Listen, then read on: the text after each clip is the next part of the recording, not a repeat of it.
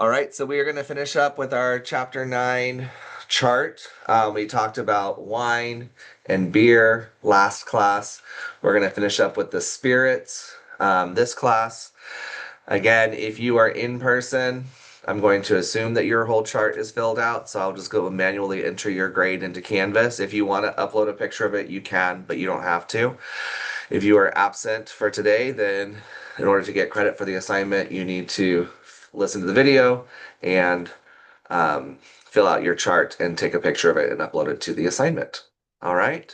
So, spirits, take it away.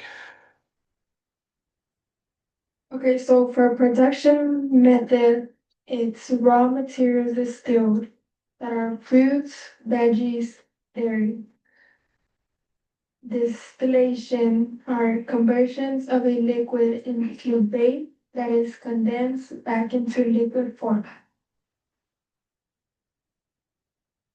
It contains a higher concentration of alcohol because of fermented raw materials.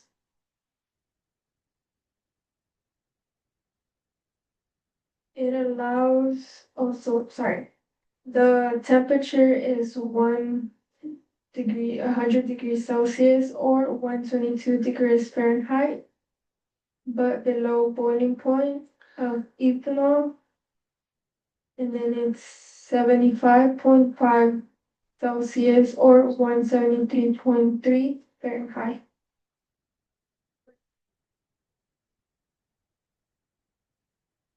It's a lot of information. That's okay. You can repeat it. It's okay. Yeah. Fruits, veggies, and berries. It contains a higher ABV because of fermentation. What was this? Um, Fermented raw materials, and the temperature is 100 degrees Celsius or 122 degrees Fahrenheit.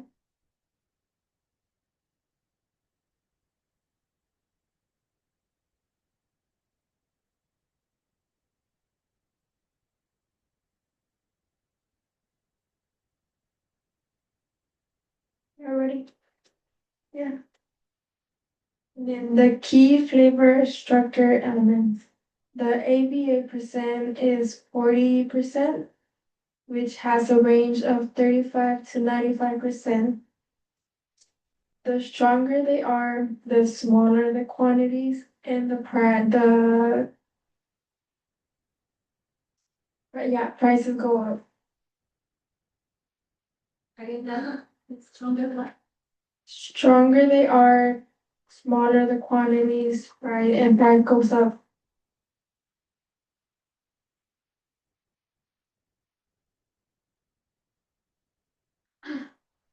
And the congeners are minor chemical compounds, which either gives a stronger taste and a different structure.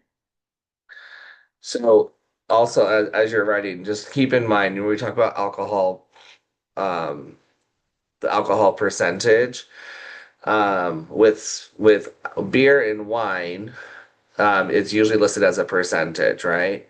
With spirits, it's listed as proof. So the percentage is half of the proof. So if we have a 90 proof spirit, that means it's 45% alcohol. Right? So that's how you can kind of tell the alcohol per volume, the alcohol amount per volume, percentage per volume, is by taking that proof number, divide it in half, and that's your alcohol percentage.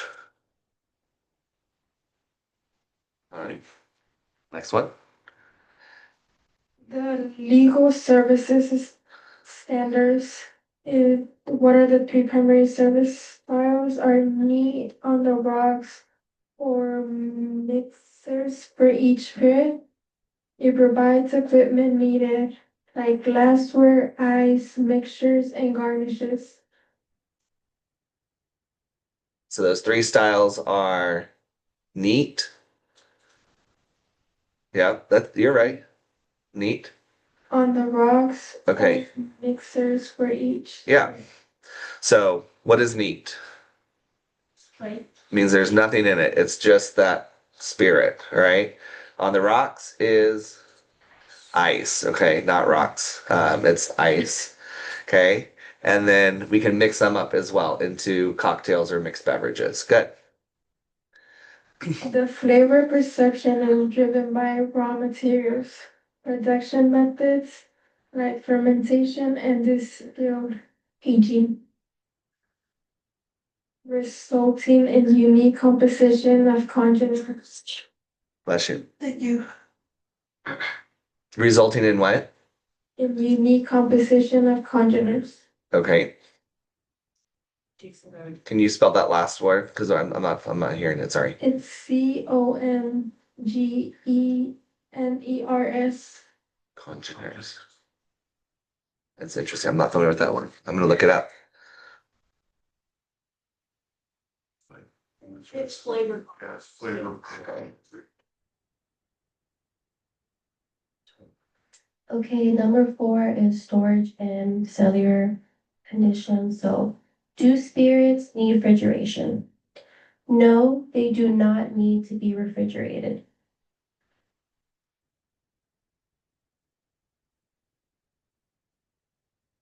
What is the proper way to store open bottles? To properly store, keep it upright in a cool, dark place, away from light and fluctuating temps.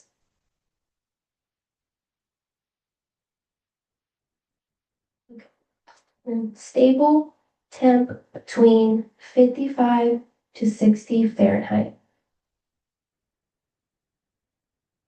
Sealed with a cap with tape for extra protection. Everybody get that? Yes? Okay. What's the Fahrenheit? 55 to 60.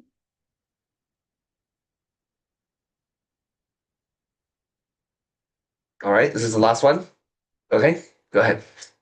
For number 5, primary classification/styles. The question is, what are the defining characteristics of whiskey?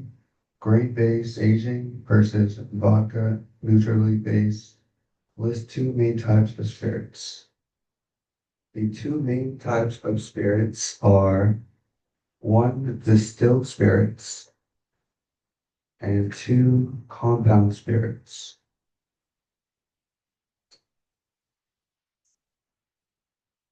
And the defining characteristics of whiskey is for the base, they are made from grains. So examples would be barley, corn, rye, or wheat.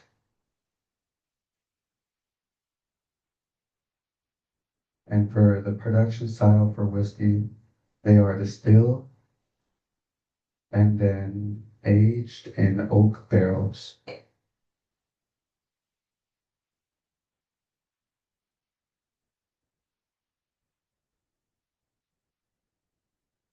And for whiskey, their flavor is rich and complex.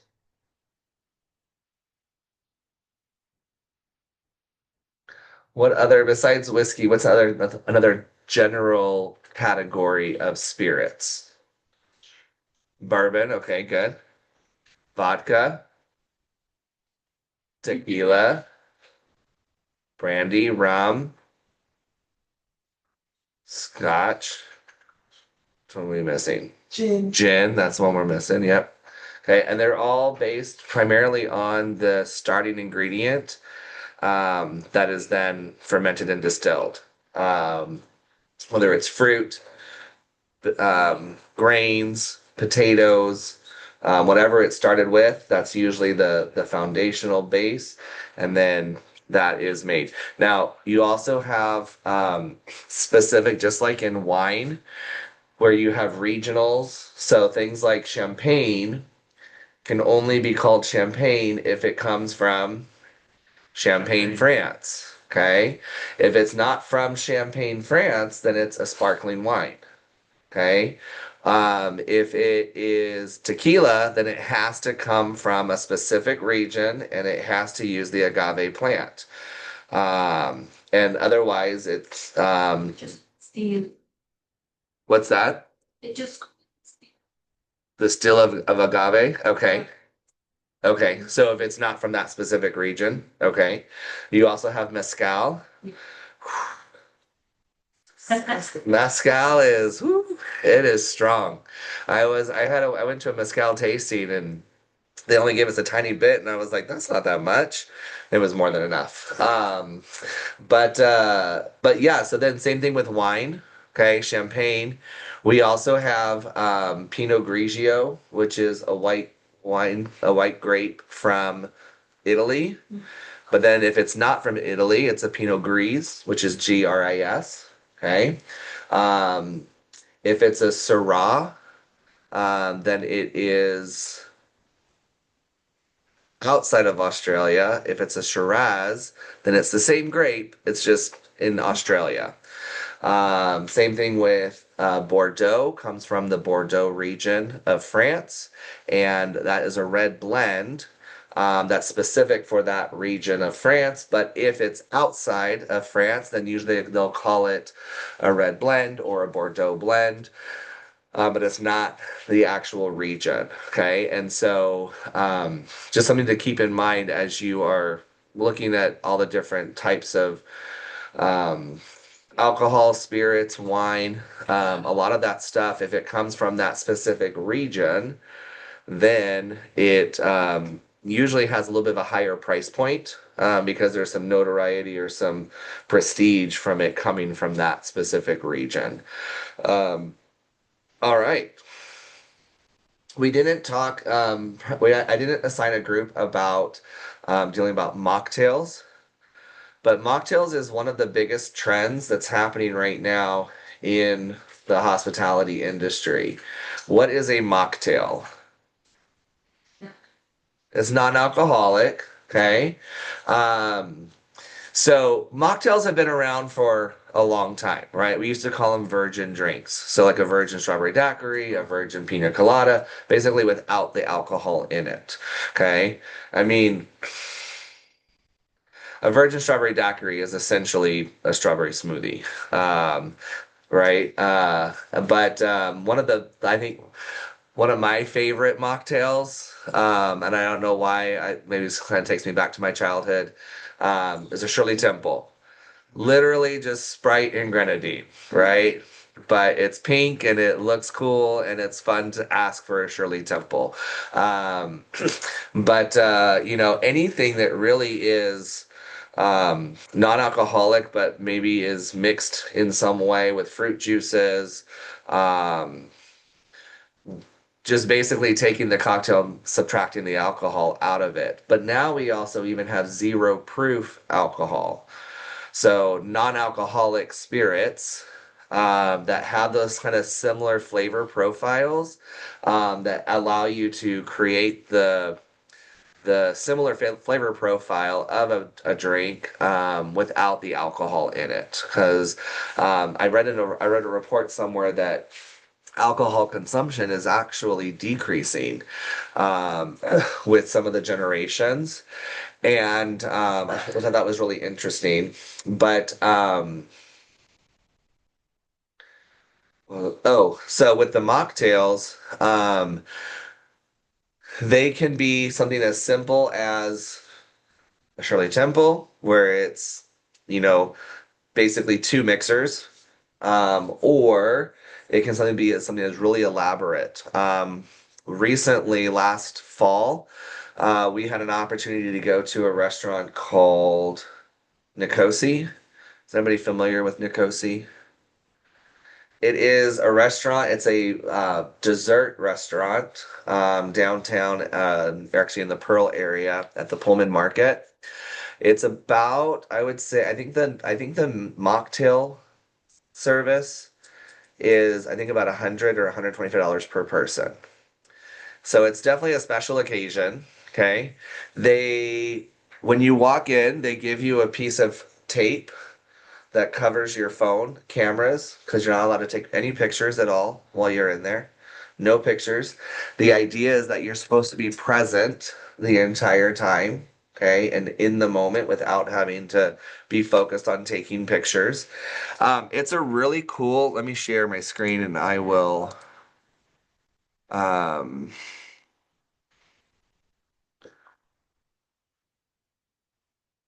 it's a really unique concept. Um, where essentially it's a U shape around the kitchen right here. Oh, you guys can't see what I'm seeing. The Zoom's recording it, but not. Oh, I did? Okay, cool. I guess the Gotcha. So yeah, it's a really cool concept. And they have a non-alcoholic pairing, and they also have an alcoholic pairing as well. And so you sit around the U shape, and it's 8 courses. So, oh, not 8 courses, 4 courses, an appetizer and entree, and there's dessert. It goes through sweet, salty, umami, and bitter. So the 4 different flavor profiles, and it's a pretty cool experience. They change the menu, I think, every quarter, every 3 months or so. Um, but so if you're looking for like a really cool special occasion type thing, it's really I thought it was a great experience. And then also the chef is there, so you're interacting with the chef. You can ask questions. They'll introduce the sous chefs are plating the food right there, so you get to see how they're plating. Um, so I think from a culinarian or a hospitality perspective, you might see things from a little bit differently than just the average guest going in there. So. Um, but they focused when we went. We had the mocktails, and they were pretty decent. Would not have thought that there was no alcohol in it. It was interesting, like just the plating and the presentation. So like this one right here is basically a glass bowl. When we were there, they had coffee beans in it, so it paired with the presentation of the specific dish. Um, it was just really interesting. They had like this bird's nest dessert that they like passed around like in a it looked like a bird's nest and you just picked it up and it was interesting. Um, so That eating in the dark. I have not tried the eating in the dark. Have you? No? That'd be interesting. Um, definitely would be interesting.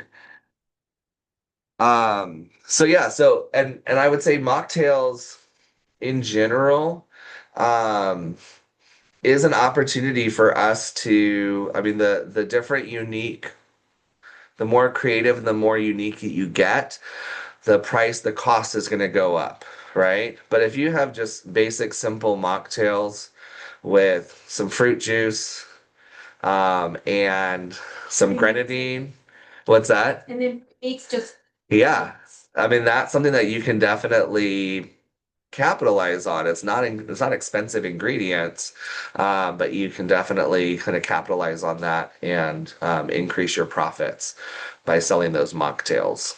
Um, yeah. Questions, comments, concerns about beverages?